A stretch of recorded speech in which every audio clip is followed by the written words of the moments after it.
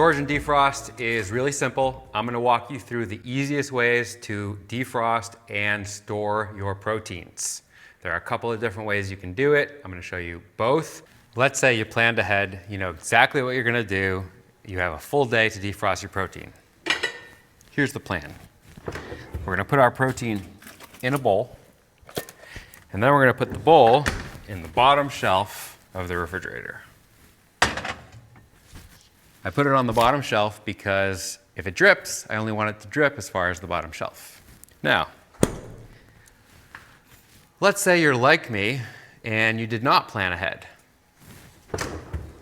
Well, here's the plan for that. Take your protein, put it in the bowl, and we're gonna head over to the sink.